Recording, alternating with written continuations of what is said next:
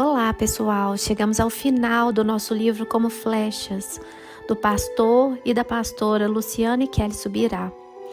E hoje nós vamos ler a conclusão. E agora, o que fazer? Finalizamos o livro depois de ter apresentado os argumentos bíblicos da criação de filhos, mediante a alegoria das flechas, procurando responder à pergunta: e agora? O que fazer com tudo que foi ensinado?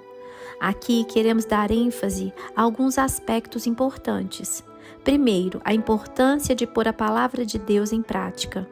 Segundo, a bênção de poder, mesmo depois de falhas e problemas, buscar tanto o perdão como a reconciliação. Terceiro, a necessidade de se fazer ajustes e correções no exercício da paternidade. Quarto, a responsabilidade de pôr sua casa em ordem. Cada um desses aspectos práticos merece maior atenção, por isso trataremos cada um deles em separado. A prática da palavra.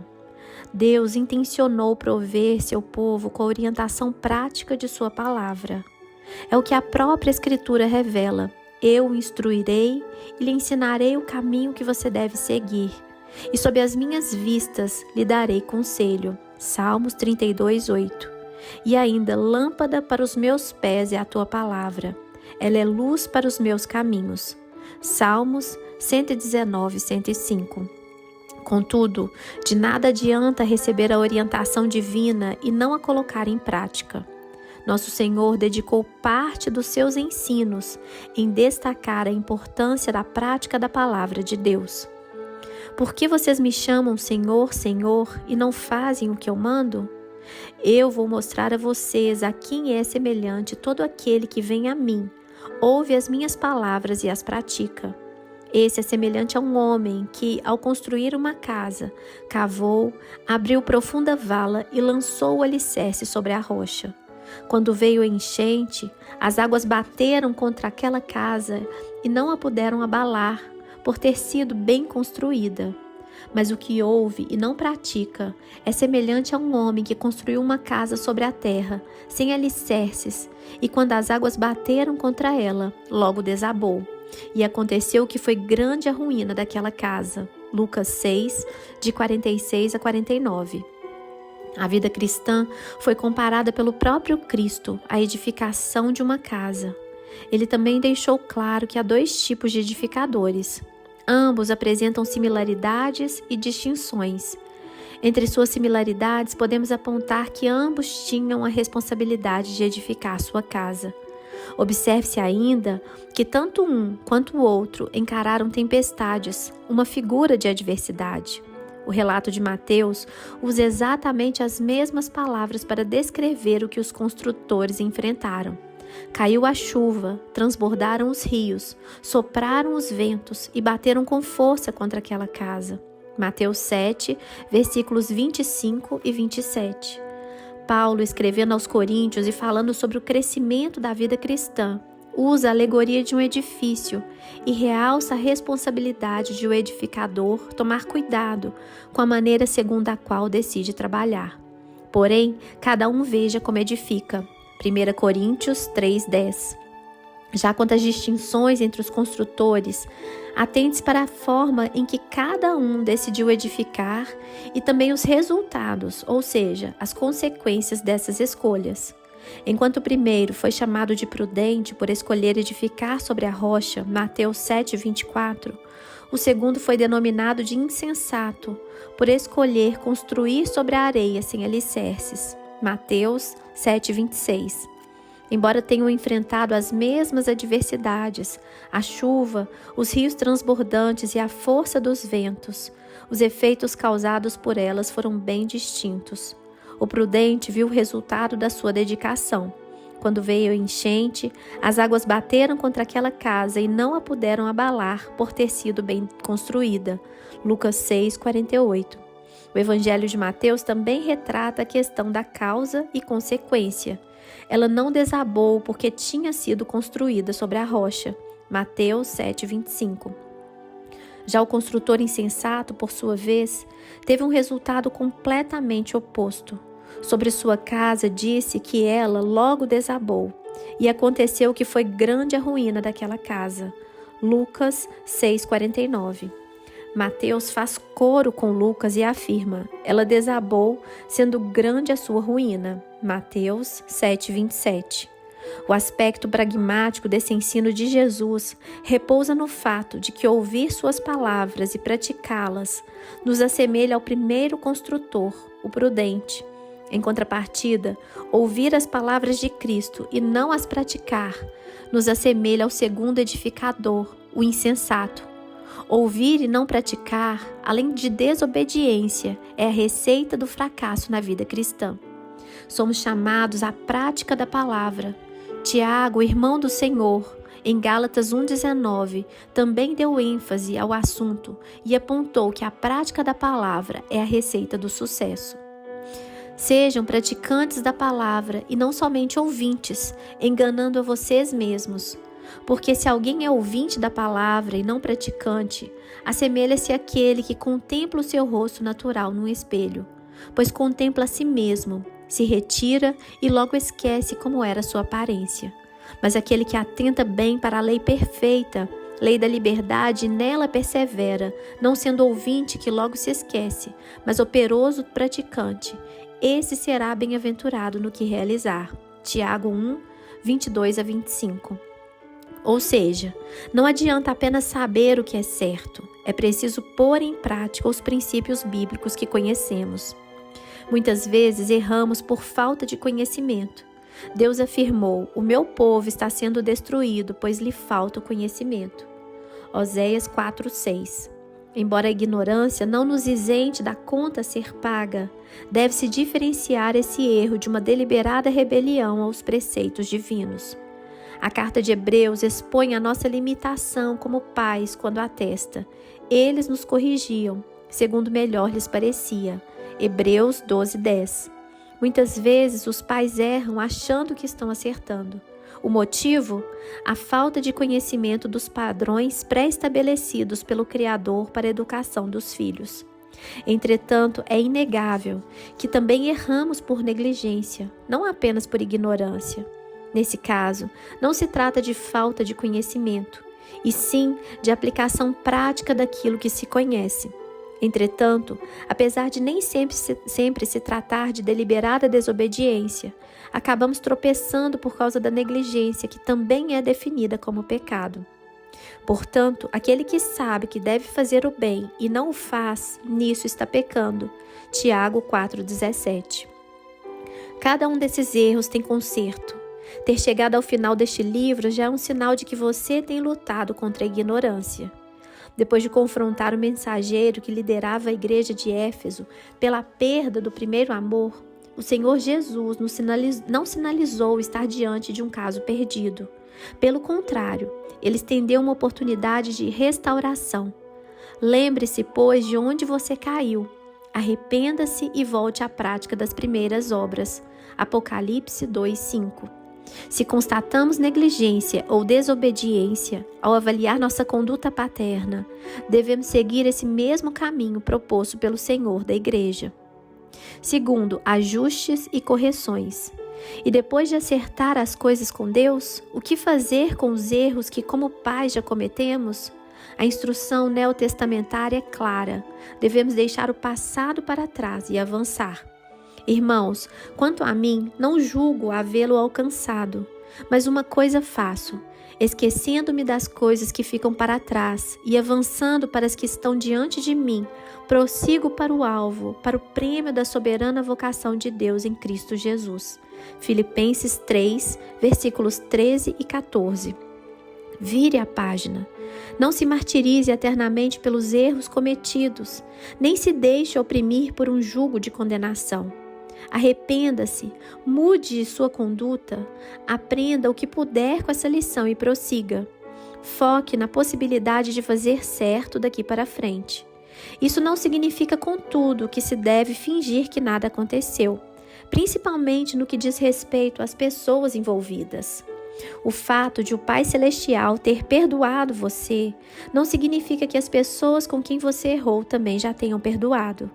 Uma conversa honesta com os filhos, reconhecendo as limitações e a ignorância dos princípios bíblicos na época dos erros, seguida de um sincero pedido de perdão, pode ajudar a restauração das emoções dos filhos, além de servir de exemplo para o que eles também, em alguma medida, terão que futuramente fazer com seus próprios filhos. Mas os erros não são apenas dos pais. Portanto, que cada pai entenda a sua responsabilidade de corrigir seus filhos, mesmo quando não houver mais idade para a disciplina física, quando eles errarem. O silêncio significa cumplicidade. O ditado "quem cala consente" também pode ser encontrado na Bíblia. Se um pai ou marido se calasse acerca do voto da filha ou da esposa, eles seriam válidos e isso seria considerado consentimento. Números 30, versículos 4 e 7. Lembremos que o sacerdote Eli foi julgado juntamente com seus filhos pelo pecado deles. A advertência bíblica sobre a cumplicidade deve ser levada a sério. Não seja cúmplice dos pecados dos outros. 1 Timóteo 5, 22. Em Levítico 20, versículo 4, o Senhor fala de gente que fecha os olhos para o mal que o outro faz, em vez de denunciar ou repreender. Isso é cumplicidade. Paulo asseverou aos cristãos de Éfeso, e não sejam cúmplices nas obras infrutíferas das trevas.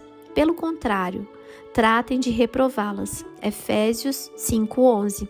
Logo, não reprovar o erro de um filho é ser cúmplice com ele. Tal atitude, além de não ajudar o filho, ainda tornará o pai ou a mãe condenável. Isso não significa atacar um filho, nem verbalmente, nem fisicamente. A Escritura fala de seguir a verdade em amor, Efésios 4:15. A presença da verdade e da honestidade não significa ausência de amor. E depois a repreensão. Devemos acreditar e oferecer nova oportunidade ao filho, assim como Deus faz conosco quando erramos. Uma boa conversa pode ajudar os filhos a entenderem melhor o erro e suas consequências, e também o amor dos pais, que os confrontarão para não perdê-los. Mais do que a conversa da hora da repreensão, sugerimos uma checagem posterior de como está o coração. Terceiro, perdão e reconciliação. Quando falhamos como pais, devemos reconhecer isso diante dos filhos, demonstrar arrependimento e pedir perdão a eles. Não importa se o erro remonta ao tempo de antes da conversão. O mesmo Deus que não levou em conta os tempos da ignorância, também ordena a todas as pessoas, em todos os lugares, que se arrependam. Atos 17:30. O fato de ele não levar em conta os tempos da ignorância não significa que não haja necessidade de arrepender-se pelos pecados desse tempo. E o que fazer com os erros dos nossos filhos? Também é necessário que os pais se disponham a perdoar e procurar reconciliação. Não podemos nos esquecer de que há uma provisão divina de restauração e reconexão geracional. Ele converterá o coração dos pais aos seus filhos e o coração dos filhos aos seus pais. Malaquias 4:6. A decepção costuma ser proporcional à expectativa. Talvez seja exatamente por isso que o ambiente familiar proporciona dores tão intensas e marcantes na vida de muitos. Davi nos ajuda a entender um pouco desse dilema. Porque não é um inimigo que me afronta. Se o fosse, eu o suportaria.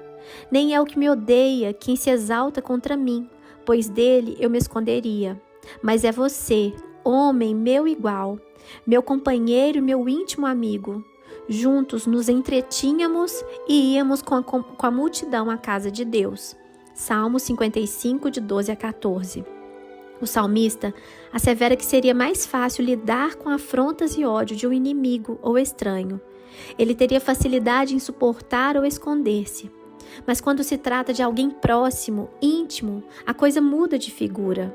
Se hipoteticamente você fosse surpreendido por um estranho, agindo feito doido, xingando de tudo quanto é nome feio, imagina-se que as reações seriam diversas, desde indignação até mesmo piedade.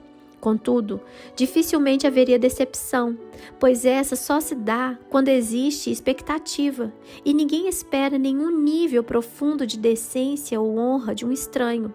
Em contrapartida, quando alguém próximo, íntimo, que amamos, faz ou fala algo bem menor do que o doido hipotético que mencionamos, isso tem poder de causar um estrago maior.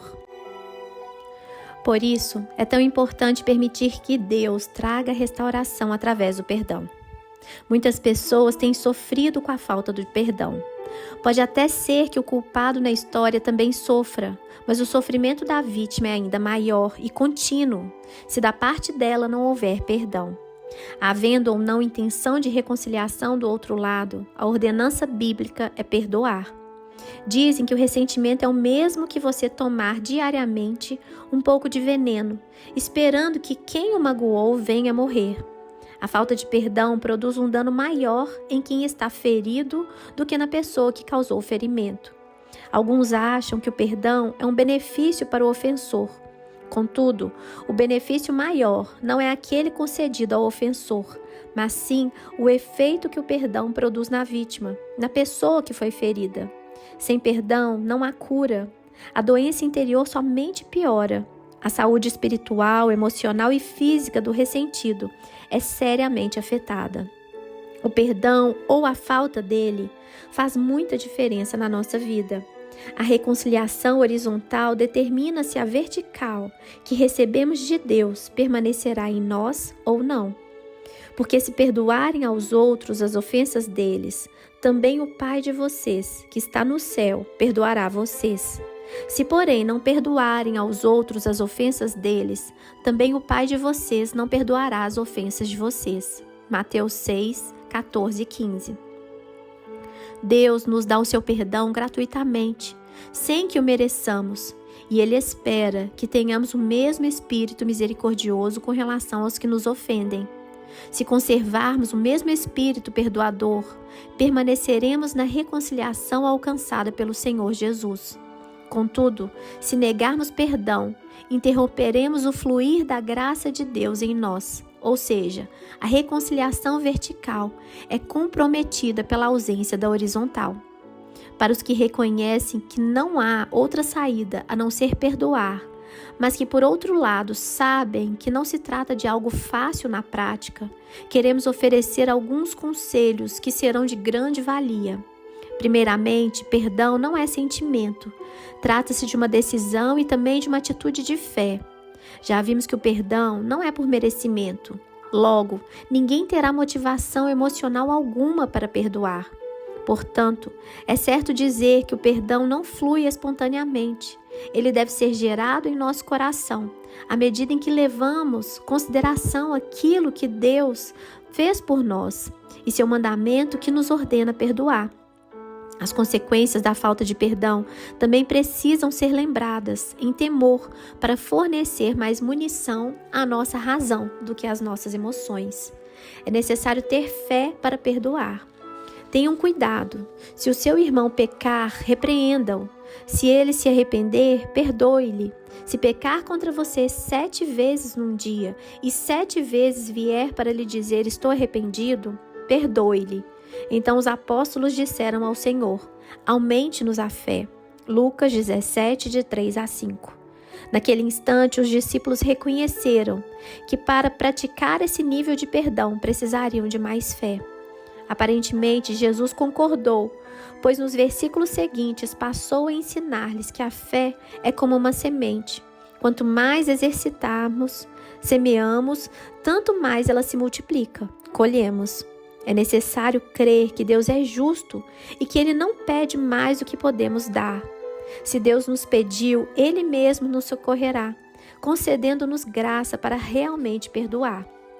Muitas vezes, o perdão precisa ser renovado. Depois de alguém ter sido perdoado, o diabo, que não quer perder o domínio, tenta renovar a ferida. Em Provérbios 17, 9, as Escrituras Sagradas falam sobre encobrirmos a questão ou renová-la.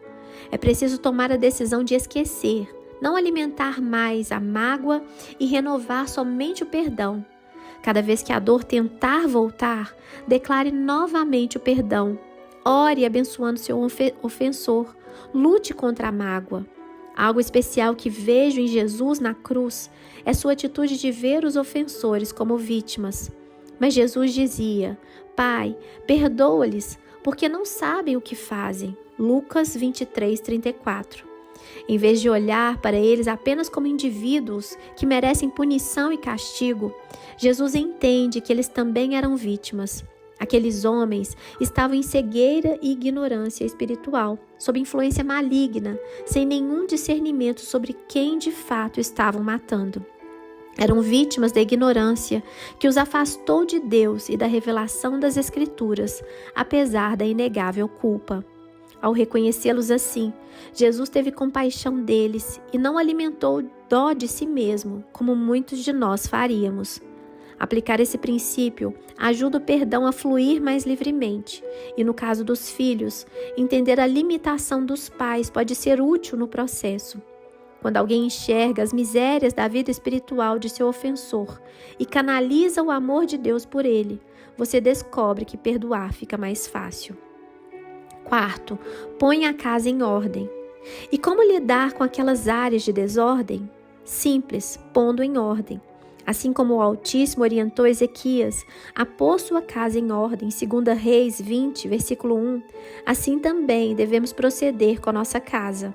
A palavra de Deus nos chama a ordenar cada área da nossa vida.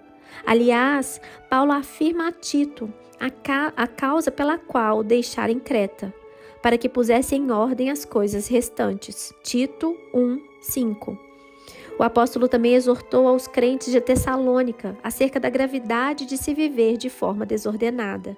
Irmãos, em nome do nosso Senhor Jesus Cristo, ordenamos a vocês que se afastem de todo irmão que vive de forma desordenada e não segundo a tradição que vocês receberam de nós, porque vocês mesmos sabem como devem nos imitar, visto que nunca vivemos de forma desordenada quando estivemos entre vocês. 2 Tessalonicenses 3, 6 e 7.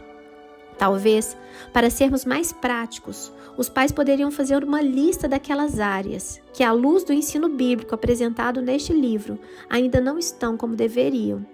E isso pode ajudar não apenas no reconhecimento das áreas de erro, como também pode ser de grande valia ao estabelecer as propostas de correção e reconciliação, bem como as ações práticas necessárias para reverter o quadro. Há situações que devem ser conversadas apenas entre os pais, buscando tanto a sabedoria do alto, como também acordo nas ações a serem implementadas. Por exemplo, todas as vezes ao longo dos anos que percebíamos o nível de irritação dos nossos filhos aumentando, tínhamos aquilo como uma espécie de termômetro de que o nosso nível de humor como pais não estava como devia.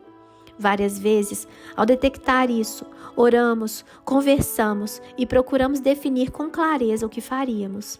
Sem esse tipo de avaliação, nunca haverá ajustes ou aperfeiçoamento. Para finalizar, lembramos o assunto tratado lá no início. Qual é a maior alegria dos pais? O apóstolo João afirmou: "Não tenho maior alegria do que esta, a de ouvir que os meus filhos vivem de acordo com a verdade." 3 João 4.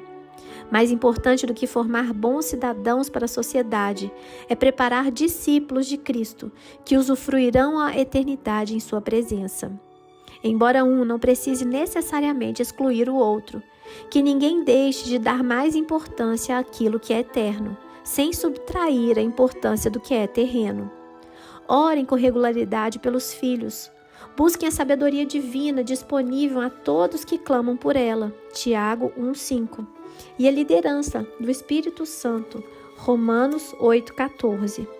Andem no trilho proposto pelas Escrituras e confiem em Deus. Sim, criar filhos também requer fé e confiança no Senhor e na manifestação de sua graça.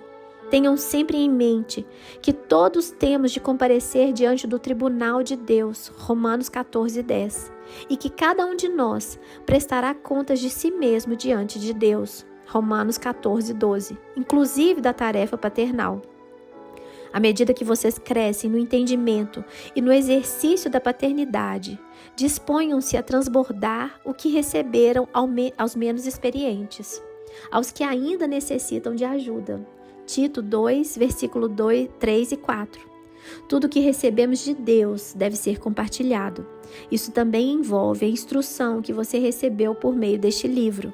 Se você foi edificado, abençoado e enriquecido de alguma forma por meio deste recurso, divulgue a outros pais e futuros pais. Que a graça do Senhor seja com você. Eu espero que você tenha gostado da leitura desse livro, que você me ajude a compartilhar esse manual bíblico de criação de filhos tão fundamental, tão relevante para nós. Que Deus abençoe vocês e até o nosso próximo livro.